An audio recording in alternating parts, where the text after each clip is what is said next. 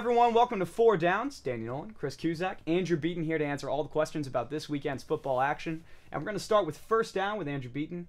What is up with Florida International? What is their game plan? Well, the two sides of the football are two different stories for the Golden Panthers this year. Defensive end, they look to be rock solid. Even though they gave up 31 points against Duke last year, they gave up 19.5 points overall per game last season, 14th best in Division I football. So they look to be rock solid there. But on the offensive end, they've got big question marks. T.Y. Hilton, they're by far their most dynamic offensive threat last season. He's gone, 92nd overall pick to the Colts. Quarterback, big question.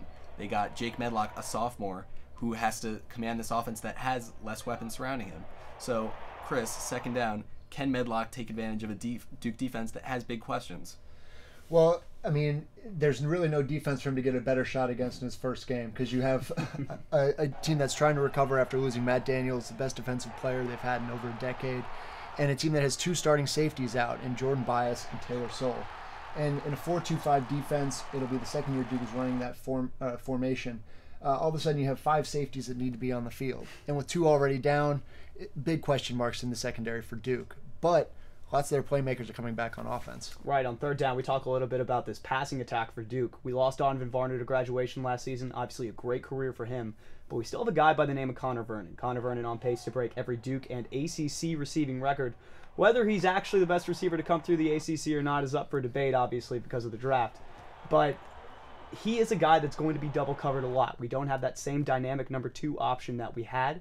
We'll see if Desmond Scott in the slot from running back to wide receiver to that position will make a difference. We'll see if Jamison Crowder can make a difference. And maybe, guys, Brandon Connett going on the tight end position, maybe freeing up some space there. So we'll see what happens. So let's shift from this to fourth down. Let's go to predictions for this weekend's game. We'll start with you, Andrew. What do you think will happen? Duke, 3 to 4 point favorites after winning 31-27 last year. I see them coming out on top this year, 28-27, but they're not covering.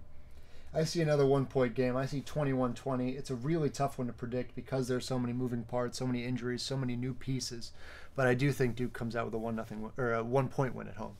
Yeah, I completely agree with the wins. That's 3 of us saying they're going to win. I think 27-24. I think it comes down to turnovers, and I think Duke is going to keep very good care of the ball this game. Well, guys, that'll do it for this week of Four Downs. Once again, I'm Danny Nolan for Chris Cusack and Andrew Beaton. Thanks a lot for joining us.